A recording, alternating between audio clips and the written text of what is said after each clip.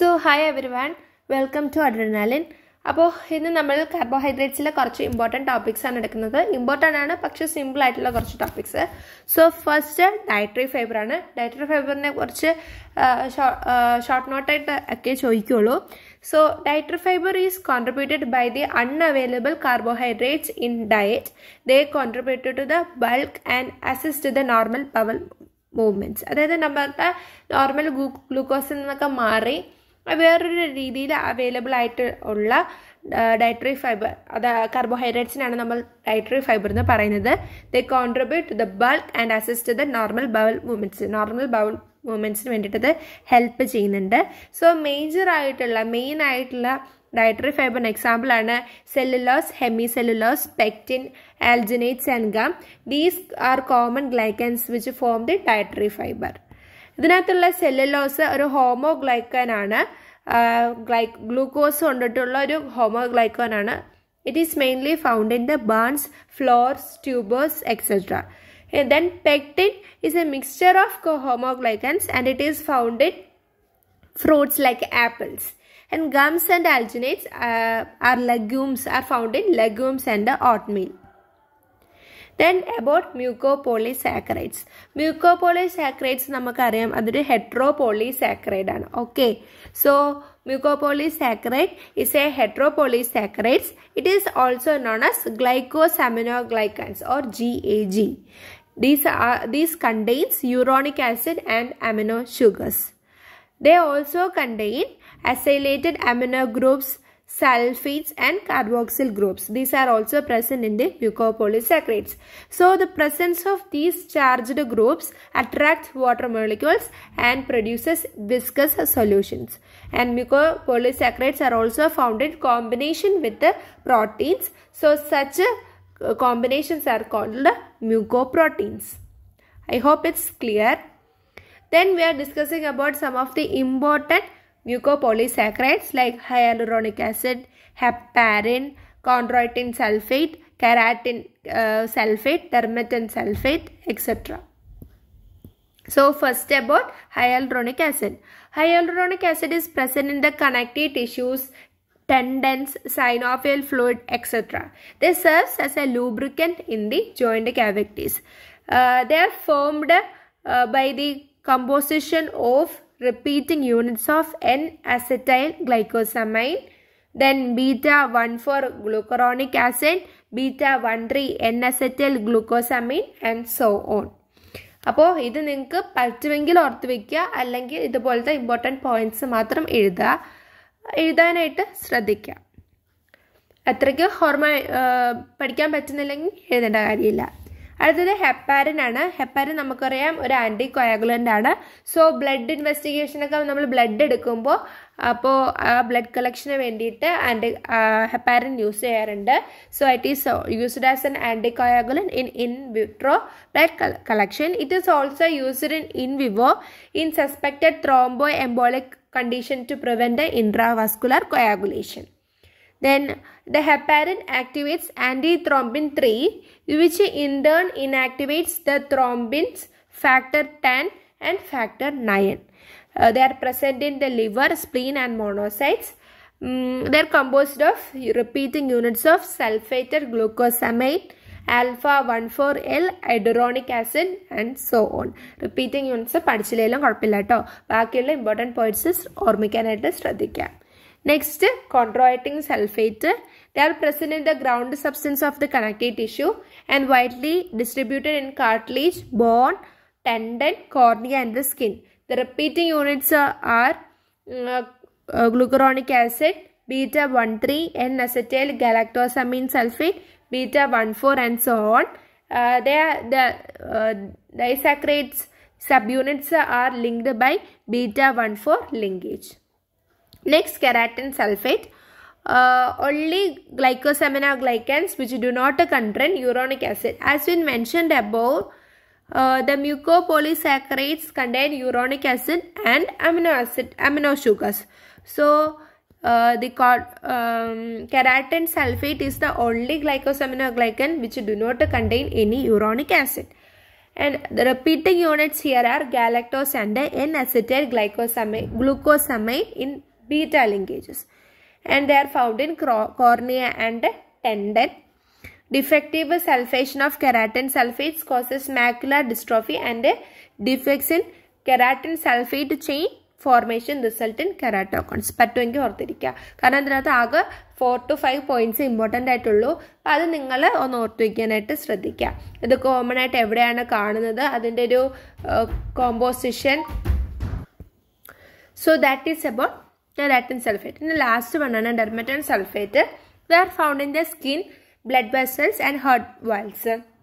Dermatan sulfates and dermatan sulfate proteoglycans can bind many proteins. A mistake under many proteins which subsequently modulate to many physiological functions. So dermatan sulfate proteoglycans ചില പ്രോട്ടീൻസുമായിട്ട് bind ചെയ്തിട്ട് നമ്മുടെ ബോഡിയിലുള്ള ചില physiological ഫങ്ഷൻസിനെ modulate ചെയ്യുന്നു, alter ചെയ്യുന്നു. Okay, these include heparin cofactor 2. അതിന് ആ കുറച്ച് examples ആണ് ഇനി പറയുന്നത്. Heparin cofactor 2, thrombin and other proteins in clotting cascade. And next one, growth factors, thereby regulating the cell proliferation. And collagen and fibronectin, regulating wound repair and skin strength. So ഇത് ഇത്രയാണ് നമ്മുടെ ഡെർമറ്റൻ എന്താണ് mucopolysaccharides എന്ന് പറയുന്നത്. Dermatan sulphate, keratin sulphate, chondroitin sulphate, heparin, hyaluronic acid. These are the examples of mucopolysaccharides. അടുത്തത് നമ്മൾ പറയാൻ പോകുന്നത് സ്റ്റാർച്ചിനെയും ഗ്ലൈക്കോജനെയും വെച്ച് പറ്റിയിട്ടാണ്. സോ മെയിനായിട്ടും ഡിഫറൻസ് ചോദിക്കാം, ഒറ്റയ്ക്കായിട്ടും ചോദിക്കാം. So first starch. As we know, starch is the reserve carbohydrate in plants. Main sources potato, തപ്പിയോക്ക, cereals, etc. They are composed of two factors, amylose and amylopectin. The soluble part is amylose. It is made up of glucose units with alpha 1,4 glycosidic linkage. These are unbranched. That is, the glucose units are joined by alpha 1,4 glycosidic linkages, and they form linear chains. അവർ linear ആയിട്ടാണ് പോകുന്നത്. Alpha glucose sub units ആണ്, alpha 1,4 linkage ആണ്. Then the insoluble part ഏതാണ്? അവർ the absorb water and form a paste like a gel material. That is amylopectin. It is also made up of glucose units and they are highly branched. അതാണ് അമൈലോസും അമൈലോപെക്റ്റിനും തമ്മിലുള്ള major difference. Amylose എന്ന് പറയുന്ന single chain ആയിട്ട് പോകുന്നതാണ്. പക്ഷേ amylopectin എന്ന് പറയുന്നത് എന്താണ്? ബ്രാഞ്ച്ഡ് പോയിന്റ് ആണ്. സോ അതിനിങ്ങനെ സ്ട്രെയിറ്റ് ചെയിൻ ആയിട്ടും വരും, ആ ചെയിനിൽ നിന്ന് ബ്രാഞ്ചിങ് പോയിന്റ്സ് ഉണ്ടാകും. അപ്പോൾ സ്ട്രെയിറ്റ് ചെയിനിലുള്ള ഗ്ലൂക്കോസ് സബ് യൂണിറ്റ്സ് പരസ്പരം ബൈൻഡ് ചെയ്തിരിക്കുന്നത് ആൽഫ 1,4 ഗ്ലൈക്കോസൈഡ് ലിങ്കേജസ് വെച്ചിട്ടാണ്. പക്ഷേ അവിടെ നിന്നും പോയിന്റ് ബ്രാഞ്ചിങ് വരുന്ന ആ ഒരു പോയിന്റ് ഉണ്ടല്ലോ, അതായത് സ്ട്രെയിറ്റ് ചെയിനും ബ്രാഞ്ചും തമ്മിലുള്ള ആ ഒരു ലിങ്ക്, ആ ലിങ്ക് എന്ന് പറയുന്നത് ആൽഫ 1,4 ബോണ്ടാണ് അവിടെ ഉള്ളത്. ബാക്കിയെല്ലാം സ്ട്രെയിറ്റ് ചെയിനിൽ വരുന്നതെല്ലാം ആൽഫ 1,4 ലിങ്കേജസ് ആണ്. പക്ഷേ ബ്രാഞ്ചിങ് പോയിന്റിൽ വരുന്നത് ആൽഫ 1,6 ലിങ്കേജ് ആണ്. ശ്രദ്ധിക്കുക. സോ സ്റ്റാർച്ച് എന്ന് പറയുന്നത് റിസർവ് കാർബോഹൈഡ്രേറ്റ് ഇൻ പ്ലാന്റ് ആണ്. സോഴ്സ് പൊട്ടറ്റോ, തപ്പിയൊക്കെ സിറിയൽസ് നമുക്ക് അറിയാവുന്നത് എഴുതുക. They are composed of amylose and amylopectin. അമൈലോസും അമൈലോപെക്റ്റിനും തമ്മിലുള്ള ഡിഫറൻസ് നോക്കുക. അമൈലോസ് സോലബിൾ ആണ്, അവരുടെ എന്താണ് സ്ട്രെയിറ്റ് ചെയിൻ ആണ് ഫോം ചെയ്യുന്നത്, അൺബ്രാഞ്ച്ഡ് ആണ്, ആൽഫ 1,4 ലിങ്കേജ് ആണ് ഉള്ളത്. അടുത്തത് അമൈലോപെക്റ്റിൻ എന്താണ്? ഇൻസോലബിൾ പാർട്ടാണ്. They form absorb water and form a paste like a gel. So they are also made up of glucose, but they have a branching points. ആ branching പോയിന്റ്സിൻ്റെ അവിടെ alpha 1,6 linkage ആണ്. അതുകൊണ്ട് അപ്പം എന്താ പറയുക, both alpha 1,6 and alpha 1,4 linkages അമൈലോപെക്റ്റിന് ഉണ്ടെന്ന് പറയാം. ഓക്കെ, ഇനി നെക്സ്റ്റ് നമുക്ക് ഗ്ലൈക്കോജനെ പറ്റിയിട്ട് നോക്കാം. So glycogen is a reserve carbohydrate in animals. അവിടെ പ്ലാന്റ്സ് ആയിരുന്നു. These are stored in liver എന്നാണ്. They are stored in liver and excess carbohydrates are stored as glycogen. Then these are composed of glucose subunits that are joined by alpha 1,4 links in the straight chains and alpha 1,4,1,6 glycosidic linkages at the branching points. നമ്മൾ അമൈലോപെക്റ്റിൻ്റെ കാര്യത്തിൽ പറഞ്ഞ അതേപോലെ തന്നെയാണ് straight chains വരുമ്പോൾ അവിടെ alpha 1,6 ലിങ്കേജസും branching പോയിന്റിൻ്റെ അവിടെ straight chain വരുമ്പോൾ അവിടെ ആൽഫ 1,4 ലിങ്കേജസും ബ്രാഞ്ചിങ് പോയിന്റിൻ്റെ അവിടെ ആൽഫ 1,6 ലിങ്കേജസും ആണ് ഉള്ളത്. Then the innermost core of the glycogen contains a primer protein and it is known as glycogenin. That is important. Okay, glycogenന്റെ innermost coreലുള്ള ഒരു primer protein ആണ് glycogenin.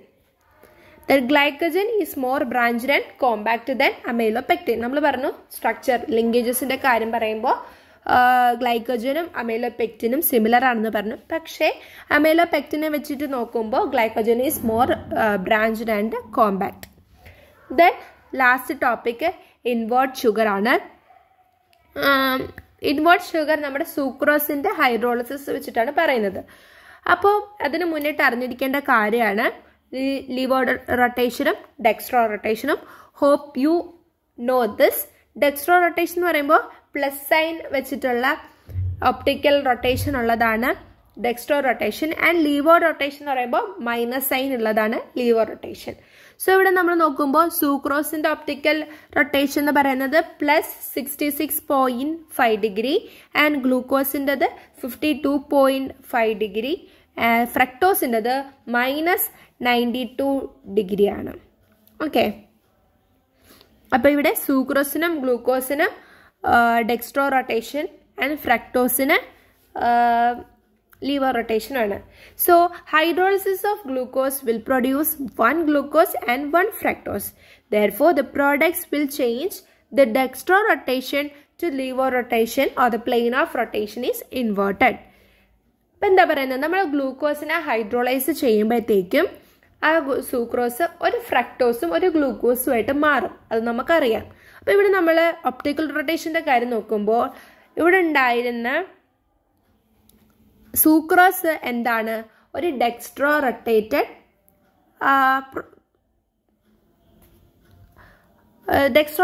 ആയിട്ടുള്ള കാര്യമാണ്. സോ അതിന് ഹൈഡ്രോളിസിസ് സംഭവിച്ചിട്ടുണ്ടാകുന്ന പ്രോഡക്ട്സിൽ ഒരെണ്ണം ഡെക്സ്ട്രോ റൊട്ടേഷനും ഒരെണ്ണം ലീവോ റൊട്ടേഷനുമാണ്. ഓക്കെ, അപ്പോൾ അതിൽ തന്നെ ഏറ്റവും മേജർ ആയിട്ടുള്ളത് എന്താണ്, 92 ഉള്ളത് ഫ്രക്ടോസിനാണ്. സോ ഡെക്സ്ട്രോ റൊട്ടേഷൻ ഉണ്ടായിരുന്ന ഒരു സാധനത്തിന് ഹൈഡ്രോളിസിസ് സംഭവിക്കുമ്പോഴത്തേക്കും അതിന് ലീവോ റൊട്ടേഷനുള്ള പ്രോഡക്റ്റ് അല്ലേ കൂടുതൽ വരുന്നത്, 92 ഉള്ളത്, മറ്റേത് 52.5 ഉള്ളൂ. സോ മെജോറിറ്റിയും ലീവോ റൊട്ടേഷൻ ആണെന്ന് പറയാം. അപ്പോൾ ഹൈഡ്രോളിസിസ് സംഭവിച്ചു കഴിയുമ്പോൾ ഡെക്സ്ട്രോ റൊട്ടേറ്റഡ് ആയിരുന്നത് ലീവോ റൊട്ടേറ്റഡ് ആയിരുന്നു. അതാണ് പറയുന്നത്. ഇനി ഇങ്ങനെയുള്ള ഡെക്സ്ട്രോ റൊട്ടേറ്റഡും ലീവോ റൊട്ടേറ്റഡും ആയിട്ടുള്ള രണ്ട് പ്രോഡക്ട്സിൻ്റെ equimolar mixture, that is equimolar mixture of glucose and fructose thus formed is called the invert sugar. Equal amount ഗ്ലൂക്കോസും ഈക്വൽ എമൗണ്ട് ഫ്രക്ടോസും, ഇതിന് രണ്ടിൻ്റെയും കൂടെ മിക്സ്ചറാണ് എന്ത്, ഇൻവേർട്ട് ഷുഗർ എന്ന് പറയുന്നത്. ഇങ്ങനെ സൂക്രോസിനെ ഹൈഡ്രോളൈസ് ചെയ്യാൻ പറ്റുന്ന എൻസൈംസിനെ നമ്മൾ വിളിക്കുന്ന പേരാണ് സൂക്രേസ് ഓർ ഇൻവേർട്ടേസ് എന്ന് പറയുന്നത്. And honey contains invert sugar and invert sugar is more sweeter than sucrose. So ഇത് ഇത്രയാണ് ഇൻവേർട്ട് ഷുഗറിൽ ഉള്ളത്. അത് സൂക്രോസ് ഒക്കെ പഠിക്കാൻ നോക്കുക. ഇത് എത്രയും സിമ്പിളാണ്, ബട്ട് ഇമ്പോർട്ടൻറ്റ് ടോപ്പിക്സ് ആണ്. അതുപോലെ സ്റ്റീറോ ഐസോമേഴ്സ്, എപ്പിമെർസം അതൊക്കെ ഒന്ന് വായിച്ച് വെച്ചേക്കുക. സോ നമ്മളിപ്പോൾ എടുത്തിരിക്കുന്നത് ഡയറ്ററി ഫൈബറാണ്. ഡയറ്ററി ഫൈബറിൻ്റെ എക്സാമ്പിൾ നോക്കുക. അതിൻ്റെ ഹോമോഗ്ലൈക്കാൻ എന്തിൻ്റെയൊക്കെയാണ്, ഇപ്പോൾ സെല്ലുലോസ് ഹോമോഗ്ലൈക്കാൻ ഓഫ് ഗ്ലൂക്കോസ്, അങ്ങനെയൊക്കെ ഓർത്ത് വയ്ക്കുക. മ്യൂക്കോപോളിസാക്കറൈഡ്സിൽ നമ്മൾ പറഞ്ഞു യൂറോണിക് ആസിഡും അമിനോ ഷുഗേഴ്സും ആണുള്ളത്. പിന്നെ മറ്റു കാര്യങ്ങളുണ്ട്. അപ്പോൾ അത് വാട്ടർ മോളിക്യൂൾസിനെ അബ്സോർബ് ചെയ്തിട്ട് വിസ്കോ സൊല്യൂഷൻ ഉണ്ടാക്കുന്നു. അങ്ങനെ നമ്മൾ 4 hyaluronic acid, heparin, chondroitin sulphate, keratin sulphate, dermatan sulphate. 5 mucopolysaccharides പഠിച്ചു. അതിനുശേഷം നമ്മൾ സ്റ്റാർച്ചിനെ പറ്റിയിട്ടൊന്ന് നോക്കി, ഗ്ലൈക്കോജനെ പറ്റിയിട്ട് നോക്കി. മിനിമം നിങ്ങൾക്ക് ഇതിനെപ്പറ്റി ഇത്രയെങ്കിലും അറിഞ്ഞിരിക്കണം. ഇനിയും ടെക്സ്റ്റിൽ കൊടുത്തിട്ടുണ്ട്, അതൊക്കെ വായിച്ച് വെക്കുക. ഇത് മറന്നു പോവാണ്ടിരിക്കാൻ ശ്രദ്ധിക്കുക. ദെൻ ലാസ്റ്റ് ഇൻവേർട്ട് ഷുഗർ എന്താണെന്നുള്ളത്. So hope you are all clear. Then ഇപ്പോൾ നിങ്ങൾക്ക് അഡ്രിനാലിൻ ഈസി ആയിട്ട് തോന്നുന്നുണ്ടെങ്കിൽ please subscribe it. Thank U.